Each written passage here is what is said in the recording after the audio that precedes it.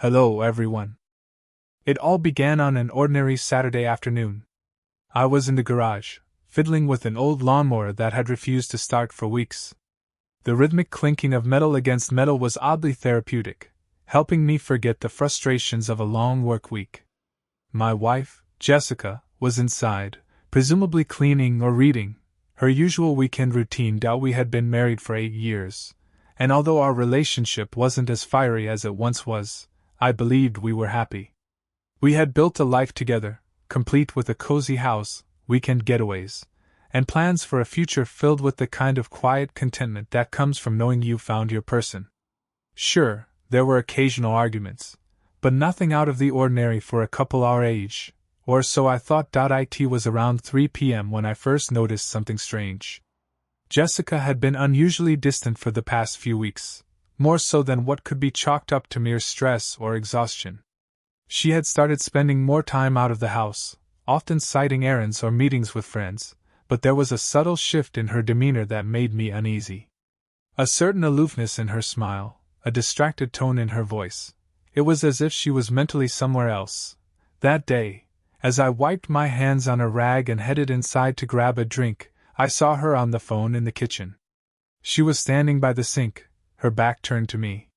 The tone of her voice was low, almost conspiratorial. She was laughing softly, a sound that hadn't been directed at me in what felt like months.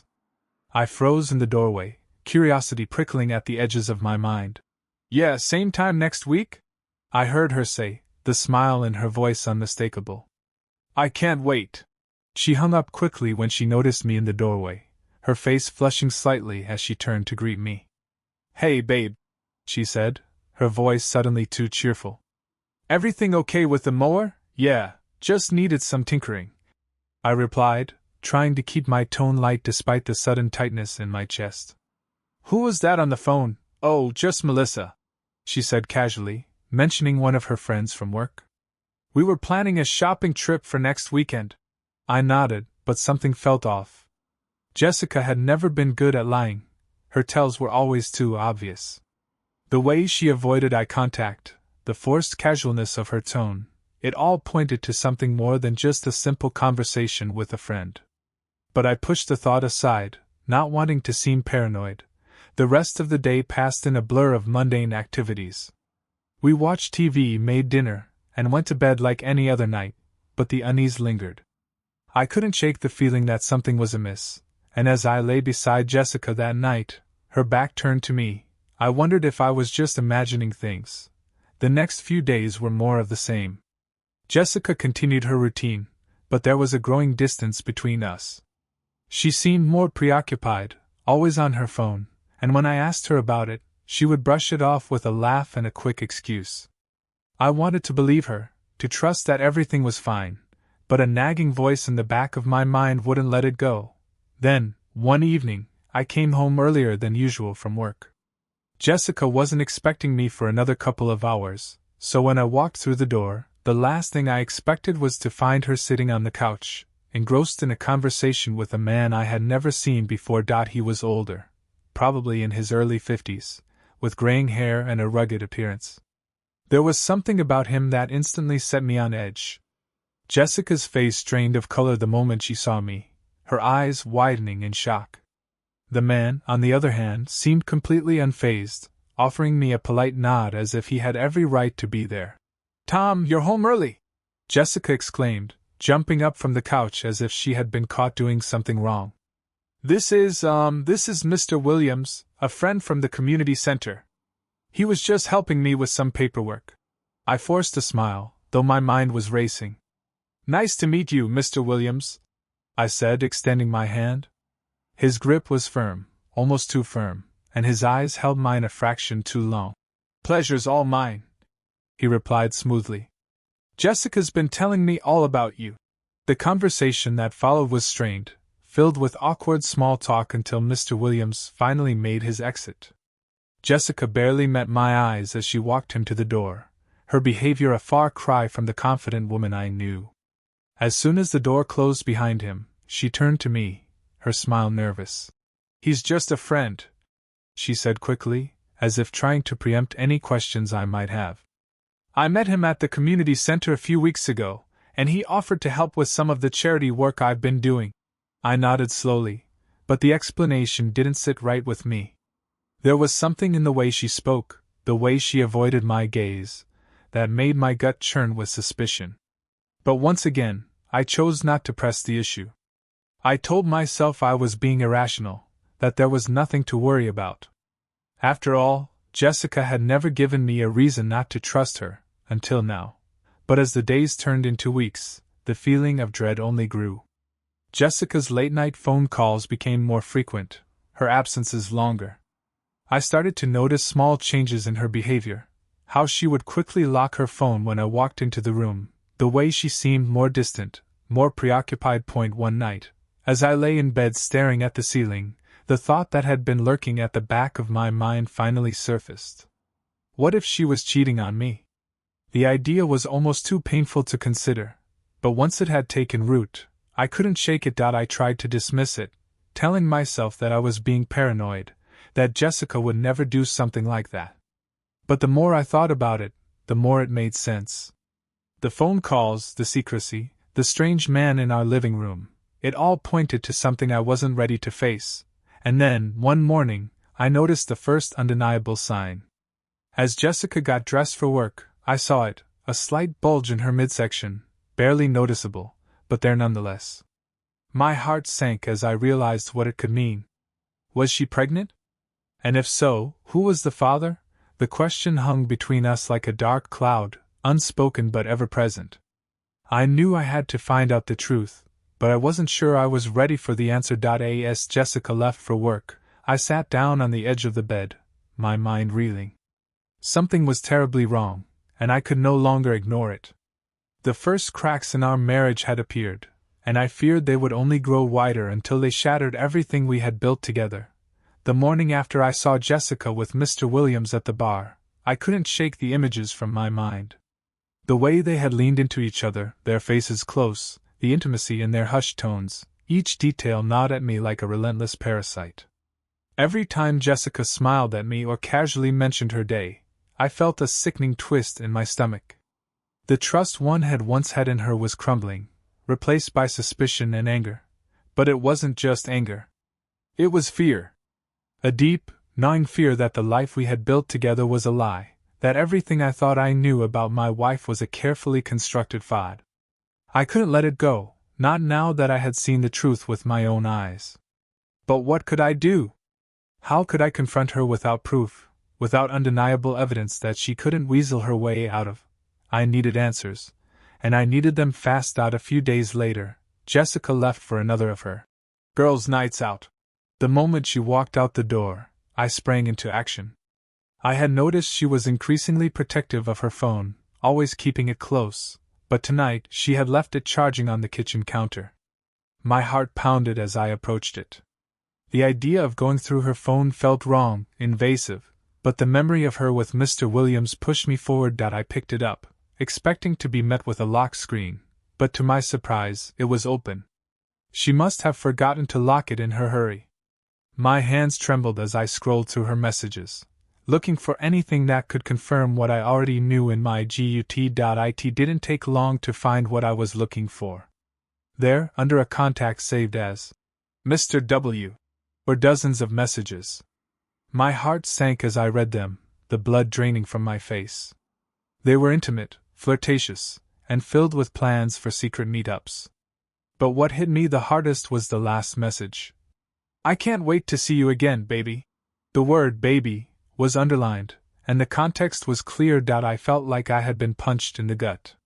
My wife was having an affair, and now she was pregnant. The realization was like a cold splash of water, shocking me into a numb state of disbelief.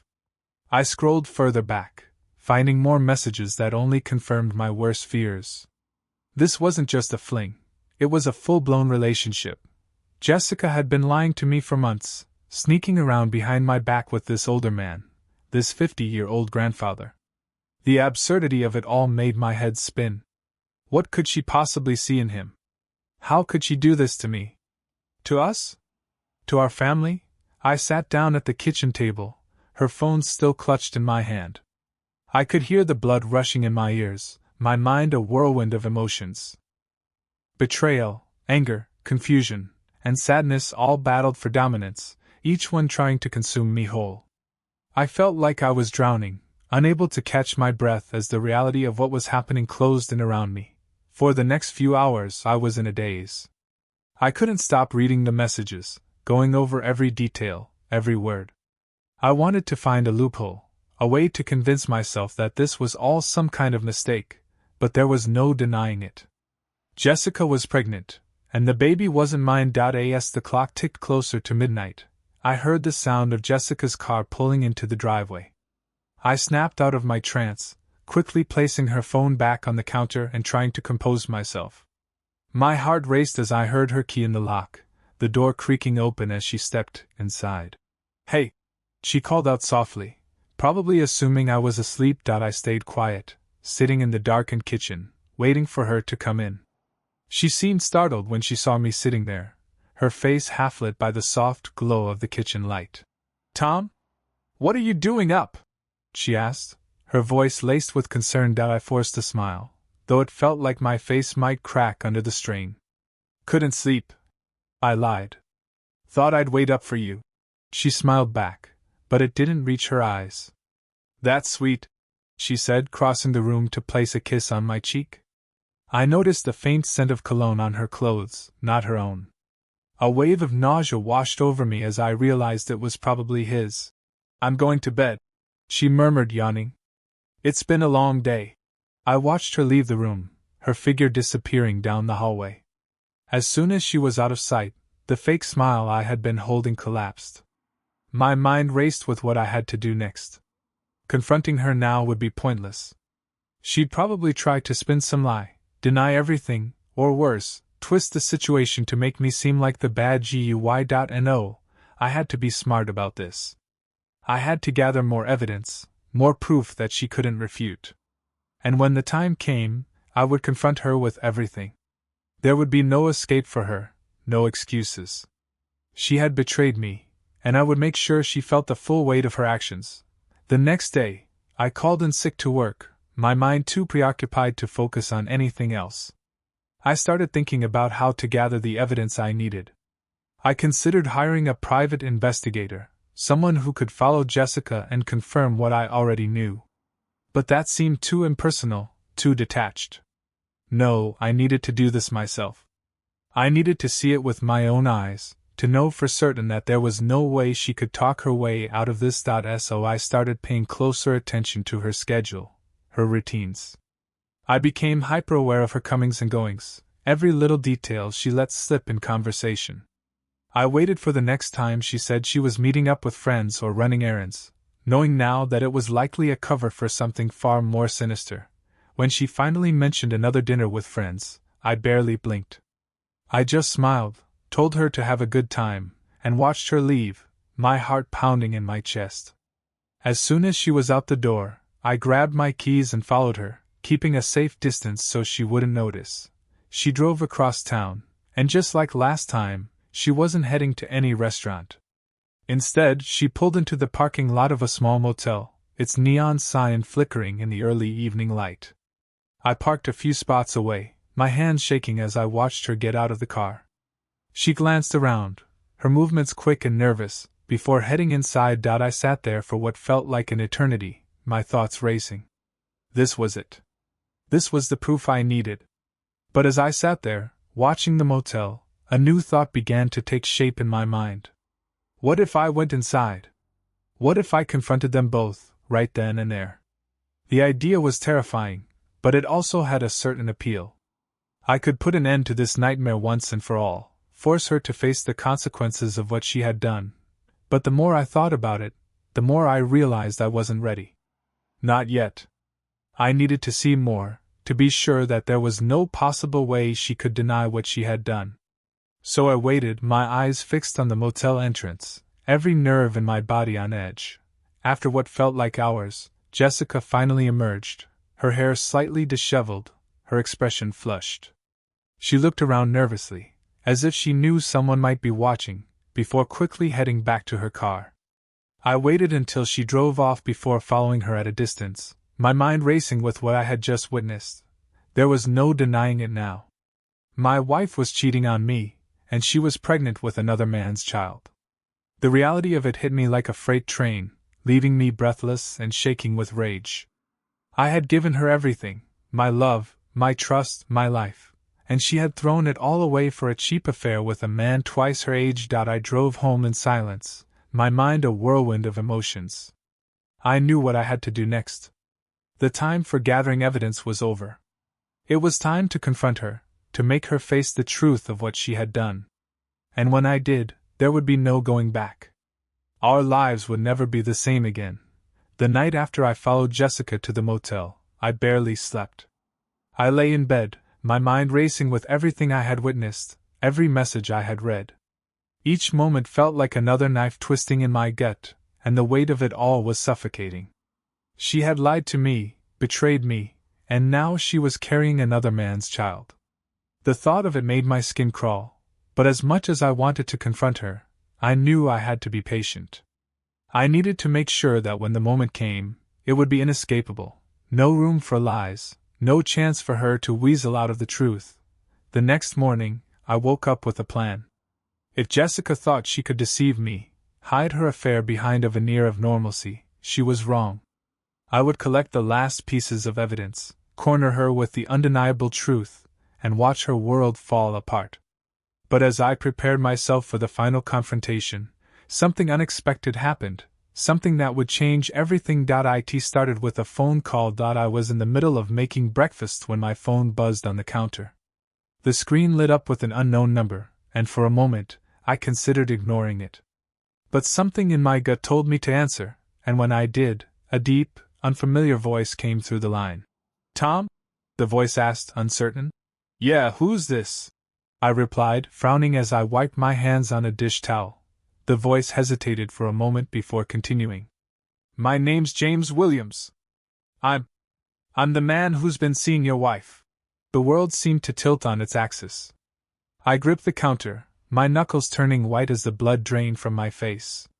My breath caught in my throat, and for a moment, I couldn't speak. When I finally found my voice, it was cold, hard. "Why the hell are you calling me?" I spat, the words laced with barely controlled fury. There was a pause on the other end, and I could hear James exhale slowly, as if he was struggling to find the right words. "I need to talk to you, Tom. In person. It's important." I wanted to hang up, to tell him to go to hell, but something in his tone stopped me. There was a sincerity there, a desperation that I couldn't ignore. Against my better judgment, I agreed to meet him later that afternoon at a coffee shop on the outskirts of town. When I hung up, my hands were shaking. This wasn't part of the plan, but it was an opportunity one couldn't pass up. If he wanted to talk, I would listen, if only to confirm what I already knew. When I arrived at the coffee shop, I spotted James immediately. He was sitting at a corner table, his weathered face drawn with tension. He looked older than I had remembered, his once confident demeanor replaced with something closer to anxiety. As I approached, he stood up awkwardly, extending a hand. "Tom, thanks for coming," he said, his voice gravelly. I ignored his outstretched hand, taking a seat across from him with a cold glare. "What do you want?" James sat back down, his hand falling to his side. He looked tired, worn down by something much larger than himself. For a moment, he just stared at me, as if trying to figure out where to begin. "I'm not here to make excuses," he started, his voice low. "I know what I've done is unforgivable. I never meant for it to go this far, and I never wanted to hurt you. But there's something you need to know." I crossed my arms, leaning back in my chair as I glared at him. "Spit it out." "You've already done enough damage." James nodded, taking a deep breath. "It's about Jessica, and the baby." My heart skipped a beat. The baby? The one piece of this puzzle that I hadn't yet confronted Jessica about. Hearing him say it out loud made it all the more real, but I forced myself to stay calm, to let him talk. "I'm sure you've figured out by now that she's pregnant," James continued, his voice shaky. "But the thing is, she doesn't know who the father is." The words hung in the air between us, and for a moment, I thought I might be sick. I had assumed the worst, that the baby was his, but now he was telling me there was a chance, however small, that it could be mine. She hasn't told you? I asked, my voice barely more than a whisper. James shook his head, his expression grim. No. I think she's scared, Tom. She's terrified of what this might mean, of what you'll do when you find out. That's why she's been hiding it, why she's been lying to both of us. Anger flared up inside me, hot and vicious. She had been stringing me along, keeping me in the dark while she played house with this man. But there was something else, too, a small, desperate hope that maybe, just maybe, the baby was mine. The idea seemed ludicrous, but it was there, nagging at the edges of my mind. Why are you telling me this? I asked, struggling to keep my voice steady. James sighed, running a hand through his graying hair. Because I care about her, Tom. Despite everything I do. But I also know that this has gone too far, that we can't keep doing this. She needs to come clean, to face the truth, and so do I. For a moment, we sat in silence, the weight of his words pressing down on both of us. I had never imagined I would find myself in this situation, sitting across from the man who had been sleeping with my wife, discussing the future of a child that might not even be mine. It felt surreal, like some twisted nightmare that I couldn't wake up from. But as much as I hated James, as much as I wanted to lash out at him for everything he had done, I realized that he was right. This couldn't go on. The lies, the deceit, it all had to end. Jessica needed to face the consequences of her actions, and so did I. What do you expect me to do? I finally asked, my voice hollow. James met my gaze, his expression one of genuine regret. Talk to her, Tom. Confront her.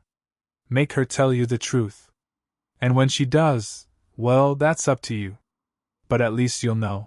I nodded slowly, the anger inside me giving way to something colder, more determined. I would confront Jessica, but it wouldn't be the way she expected. I would gather the final pieces of evidence, corner her with the truth, and then watch her world come crashing down. I had no intention of making this easy for her. She had betrayed me, lied to me, and now she would have to face the full weight of what she had done. As I left the coffee shop, I felt a strange sense of clarity settle over me. The storm that had been brewing inside me was about to break, and when it did, nothing would be the same.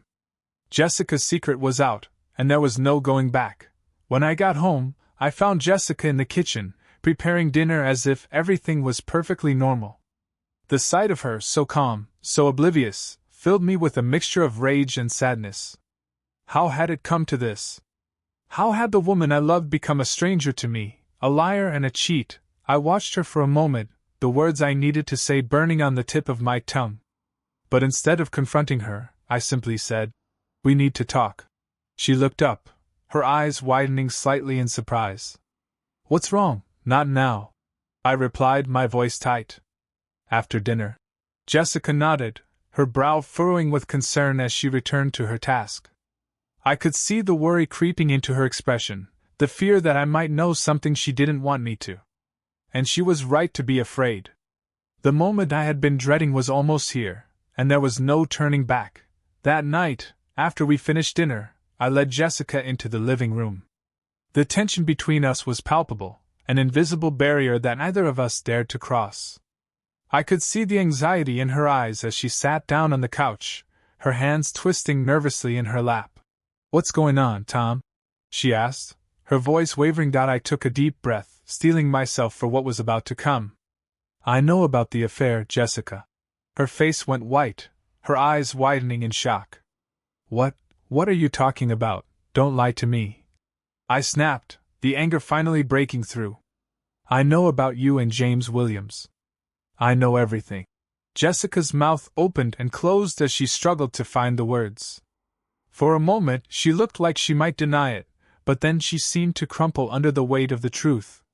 Her shoulders slumped, and tears welled up in her eyes as she finally whispered, "I'm sorry, Tom. I'm so sorry. Sorry isn't good enough," I said coldly, my heart pounding in my chest. "You've been lying to me for months, sneaking around behind my back, and now you're pregnant with another man's child." Jessica's tears flowed freely now, her whole body trembling as she buried her face in her hands. "I never meant for this to happen," she sobbed.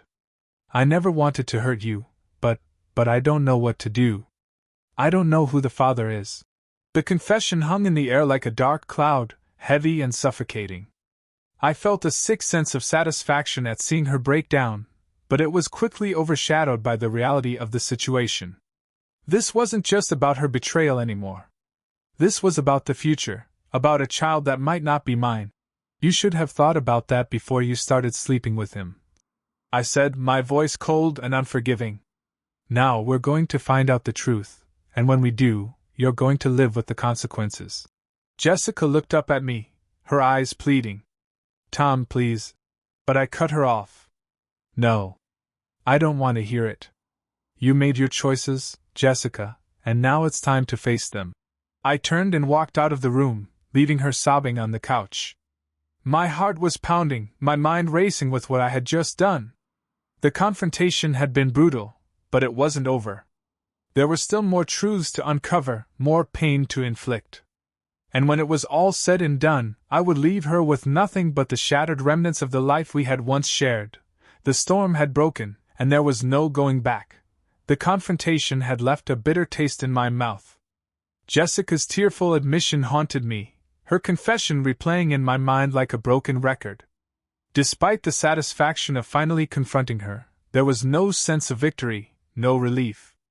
Instead, I felt hollow, as if the very foundation of my life had been ripped out from under me.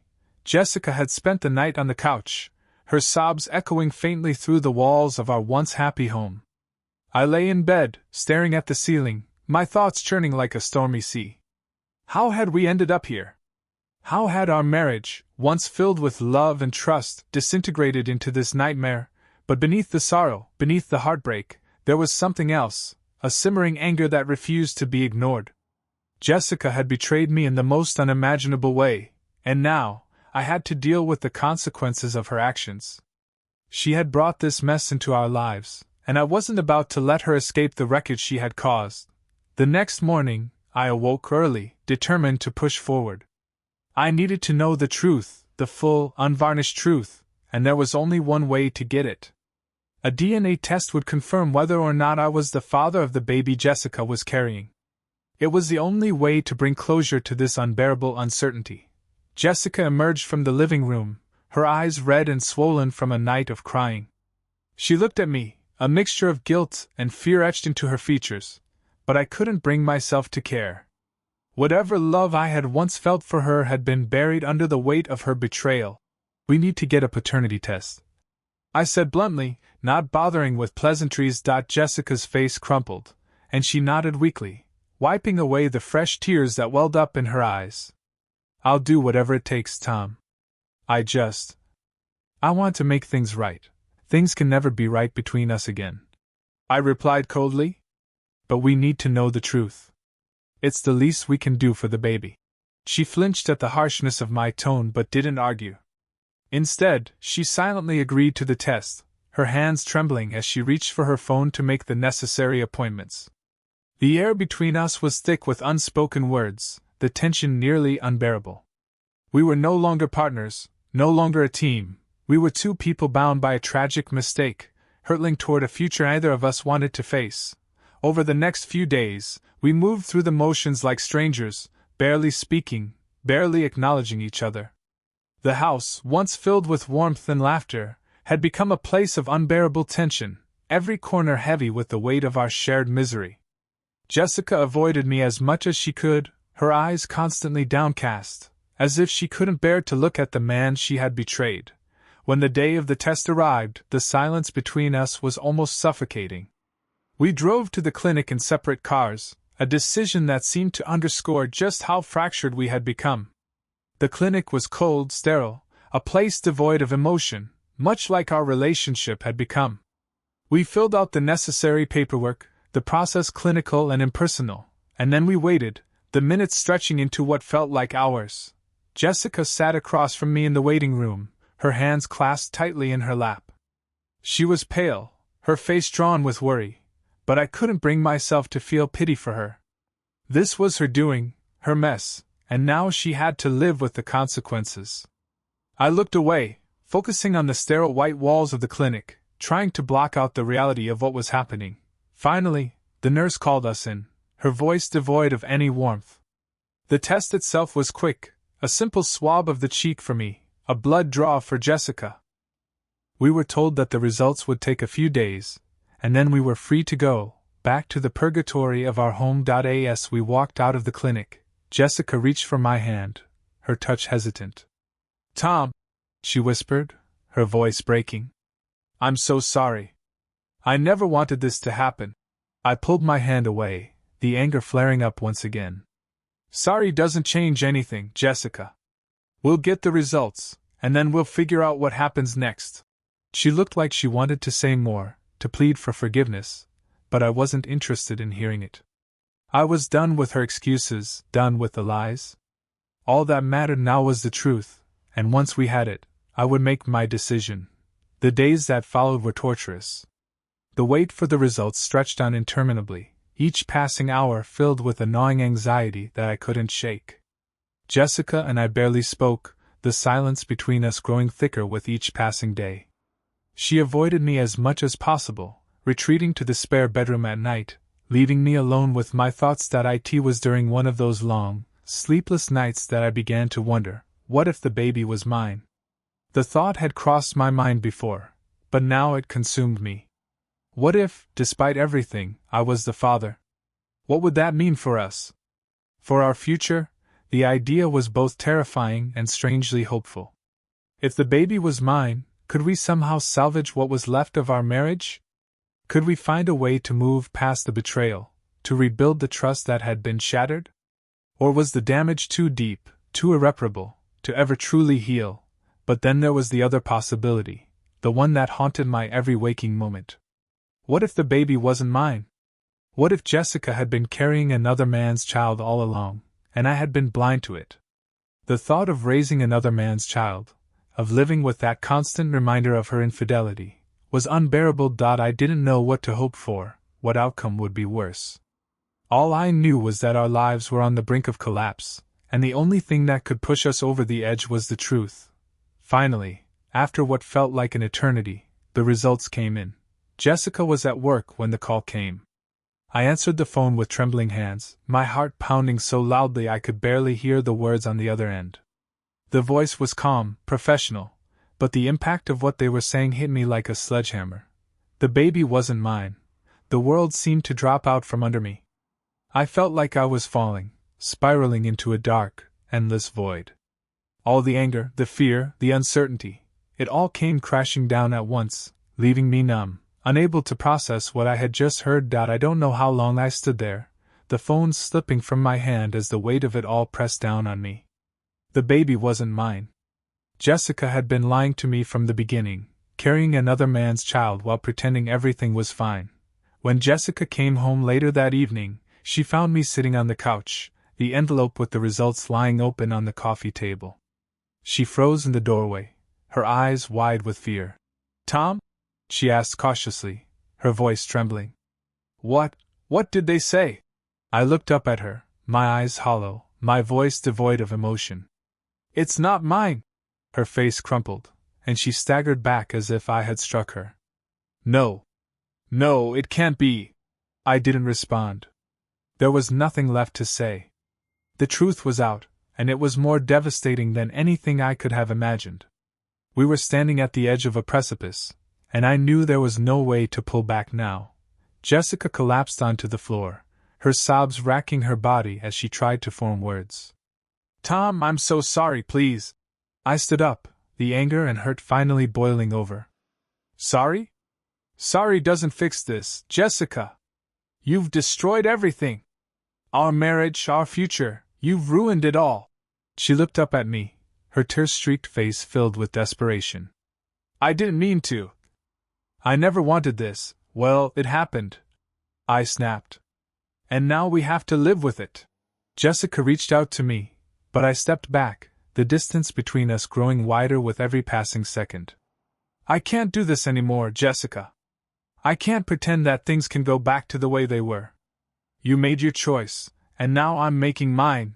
She crumpled into a sobbing heap on the floor, but I didn't feel any pity for her. The love I had once felt was gone, replaced by a cold, hard certainty. This was the end of the road for us, and there was no turning back. "I'm leaving," I said, my voice steady. "I'll be gone by the end of the week." Jessica's sobs grew louder, but I forced myself to turn away. The pain was excruciating, but I knew it was the only way. I couldn't stay here, couldn't live in the shadow of her betrayal. The life we had built together was over, and now all that was left was to pick up the pieces and start over. Alone. As I packed my things over the next few days, Jessica's pleas fell on deaf ears. She begged for forgiveness, for another chance, but my heart was hardened. The trust was gone, the bond we had once shared shattered beyond repair, and so, with a heavy heart, I left. I left her with the life she had chosen, with the consequences of her actions. I walked out the door without looking back, knowing that this chapter of my life was over. But even as I drove away, leaving the ruins of our marriage behind, I couldn't escape the feeling that something vital had been lost. The future I had once envisioned was gone, replaced by a cold, uncertain reality. And as I headed toward the unknown, I couldn't help but wonder, what happens next? Leaving Jessica behind felt like walking away from a burning building. I didn't look back, didn't allow myself to be drawn into her pleas or her promises. The life we had built together, once so full of love and trust, had crumbled into ashes, and there was nothing left to salvage. As I drove away, the weight of my decision settled heavily on my shoulders, a mix of relief and unbearable sadness washing over me. The days that followed were a blur. I moved into a small apartment on the other side of town, far enough from our old home that I wouldn't have to face any reminders of what I had lost. The apartment was stark and unfurnished, but it suited my mood. I spent most of my time at work, burying myself in tasks and meetings, trying to escape the thoughts that haunted me. But no matter how hard I tried, the memories of Jessica, of the life we had once shared, were inescapable. Nights were the hardest. The silence in the apartment was deafening, pressing down on me until I felt like I might suffocate under the weight of it. I would lie awake for hours, staring at the ceiling, replaying everything that had happened, wondering how we had ended up here. I kept asking myself if there had been signs I missed, moments when I could have stopped this before it spiraled out of control. But the more I thought about it, the more I realized that it didn't matter. The damage was done, and there was no going back.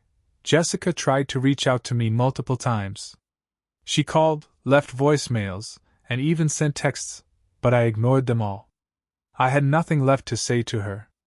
Each message she left was more desperate than the last, filled with apologies and pleas for another chance, but they all felt hollow. The trust had been shattered, and nothing she could say would change that. I deleted her messages without listening to them, hoping that if I ignored her long enough, she would finally understand that it was truly over. But even as I tried to distance myself from Jessica, I couldn't escape the reality of the situation. The thought of her carrying another man's child was a constant thorn in my side, a cruel reminder of the betrayal I had suffered. I hated the idea that she was still a part of my life, even indirectly, and that her decisions had left a permanent scar on my heart. One evening, about a week after I had left, I came home to find a letter slipped under my apartment door. My name was written on the envelope in Jessica's familiar handwriting, and for a moment, I just stared at it, unsure if I wanted to open it. Part of me wanted to tear it up, to throw it away without a second thought, but another part of me, the part that still remembered the good times, compelled me to read it. With a heavy sigh, I sat down at the small kitchen table and opened the envelope. The letter inside was handwritten, the ink slightly smudged in places, as if she had been crying while writing it. I braced myself for what I was about to read, knowing that whatever it was, it wouldn't be easy. "Tom," the letter began, "I know you don't want to hear from me, and I understand why. I've hurt you in ways that I can never take back, and for that, I am so deeply sorry. I don't expect you to forgive me, and I know that our marriage is over. But there are some things I need to say, things I couldn't say before, and I hope you'll give me the chance to at least explain." I felt a pang of anger, but I kept reading. Jessica went on to explain how the affair had started, how she had felt neglected, how she had been struggling with her own insecurities and doubts about our marriage. She described how Mr. Williams had initially been a friend, someone who listened to her, made her feel appreciated, but how it had quickly spiraled into something more. It wasn't love, she wrote. It was never about love. It was about escape, about running away from the problems I didn't know how to face. And in doing so, I created even bigger problems, ones that have now destroyed everything we had. I know I can't fix this, and I know that you deserve so much better than what I've given you. But please believe me when I say that I never wanted to hurt you. I just didn't know how to stop. She went on to talk about the baby, about how the uncertainty had been eating away at her. She admitted that she had hoped, against all odds, that the baby might be mine, that it could somehow serve as a bridge to mend what had been broken. But now, with the truth out, she knew that hope was futile. The results have confirmed what I feared the most. She wrote. The baby is not yours. And as much as it pains me to say this, I think it's for the best. You don't deserve to be dragged into this any further, and I don't want to burden you with a child that isn't yours. I will take responsibility for what I've done, and I will raise this child on my own. I won't ask anything of you. You've given me enough. The letter ended with a final apology, a plea for understanding, and a promise that she would leave me alone from now on. She wished me happiness, hoped that I could find someone who would treat me the way I deserved to be treated, and expressed her regret that she hadn't been that person. I stared at the letter for a long time after I finished reading it, my emotions a tangled mess. Part of me felt a strange sense of closure, as if this letter was the final nail in the coffin of our marriage. But another part of me, perhaps the part that still remembered the woman I had loved, felt a deep, aching sadness. Jessica's words had a finality to them that I hadn't expected, and despite everything, I couldn't help but feel a pang of loss. For the next few days I carried the letter around with me, unsure of what to do with it. I thought about replying, about sending her a letter of my own, but every time I sat down to write, the words wouldn't come. There was nothing left to say, nothing that could change what had happened. Our marriage was over, and the only thing left to do was move on. But moving on wasn't as simple as I had hoped. Everywhere I went, I was reminded of what I had lost. Friends and family, though supportive, couldn't fully understand the depth of my pain. They tried to offer comfort, to tell me that I was better off without her, but their words felt hollow. They didn't know what it was like to have your entire life turned upside down, to see everything you thought you knew crumble into dust. I avoided the places we used to go together, the restaurants, the parks, the little coffee shop where we had spent so many Saturday mornings. Even the grocery store felt like a minefield, filled with memories of mundane moments that now carried a bitter sting. I was haunted by the ghost of our life together, and no matter how hard I tried, I couldn't escape it. One day, about 2 weeks after I had received the letter, I ran into Jessica at the grocery store. It was a chance encounter. I had stopped by to pick up a few things after work, not expecting to see anyone I knew. But as I turned the corner into one of the aisles, there she was, standing by the produce section, examining a bunch of bananas. She looked up at the same moment I saw her, and for a split second, our eyes met.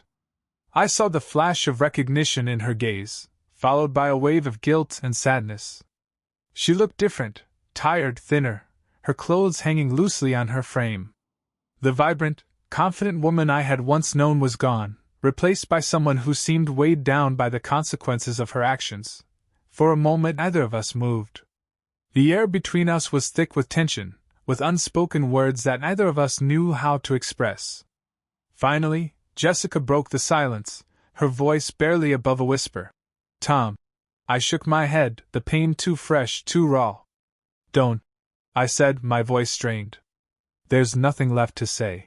She looked like she wanted to argue, to say something that might change my mind, but in the end, she just nodded, her eyes glistening with unshed tears.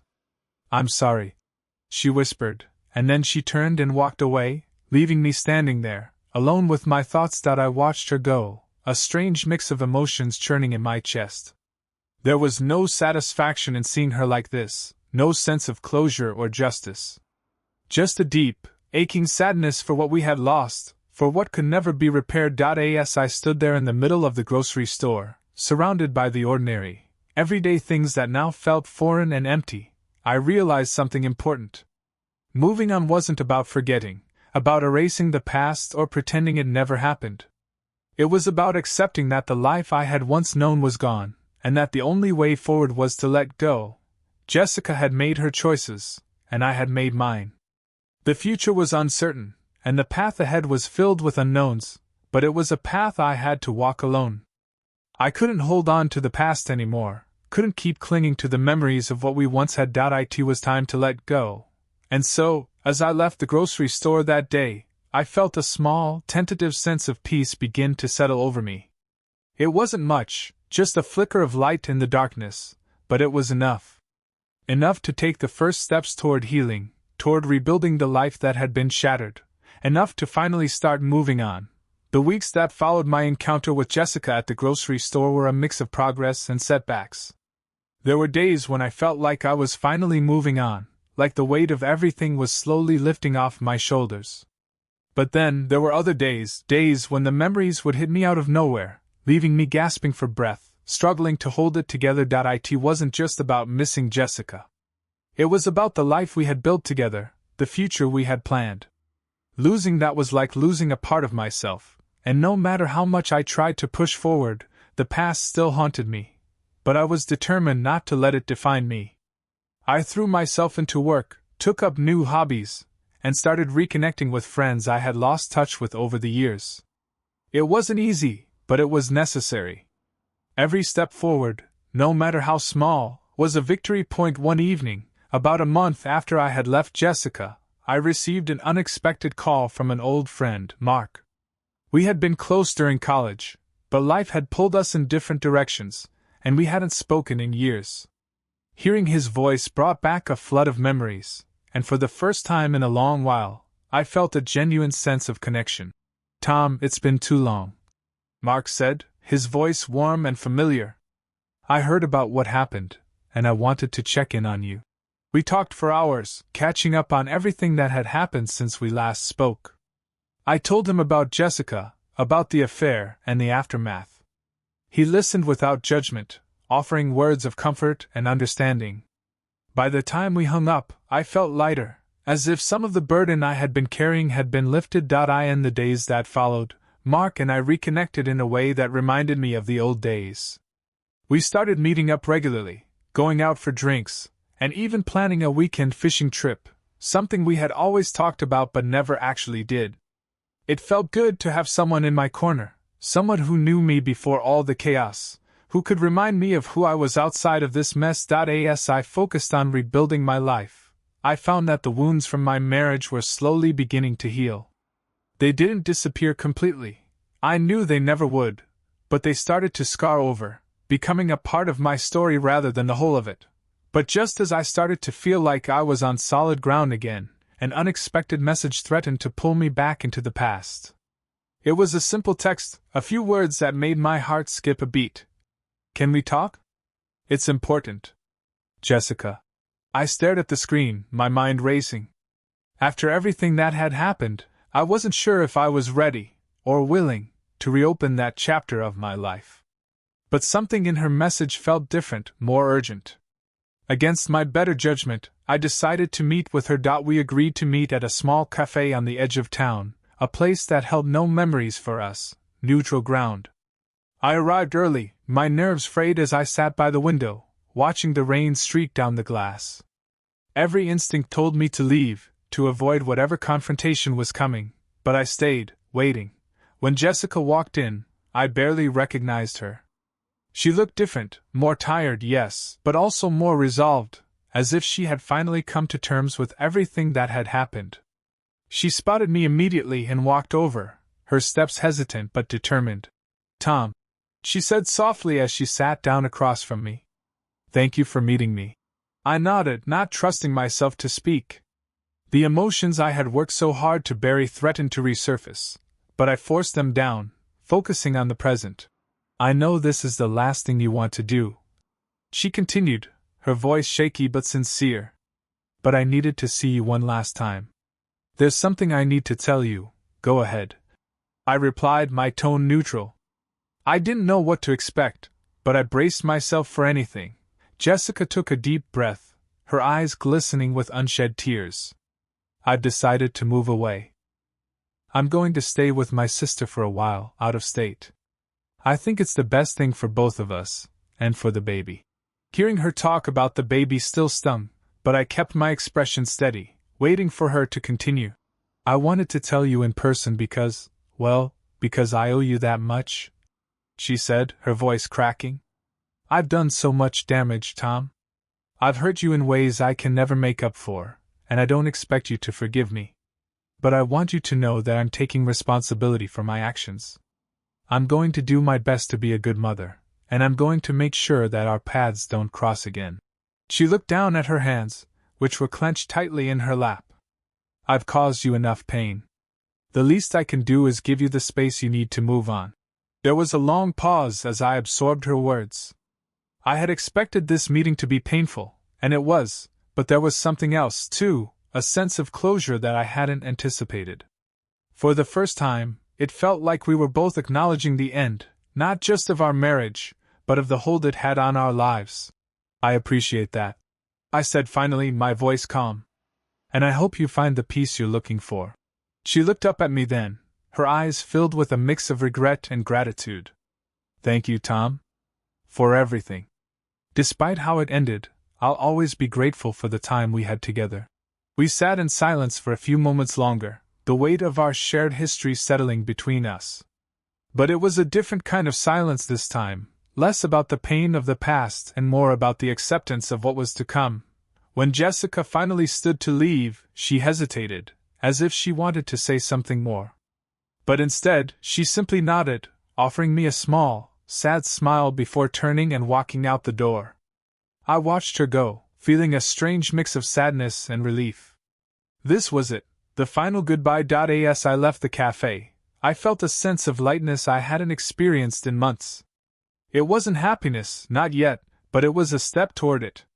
For the first time, I felt like I could truly move forward, unburdened by the ghosts of my past. I knew there would be more difficult days ahead, more moments when the memories would creep back in, but I also knew that I could face them. I had survived the worst of it, and now, I was ready to start living again. The road ahead was uncertain, and I had no idea where it would lead. But as I walked away from that cafe, I knew one thing for sure: I was finally free. Free to rebuild, to rediscover who I was, and to find peace in the life that lay ahead. And with that, I took my first true step into the future, leaving the past behind where it belonged. Bye-bye.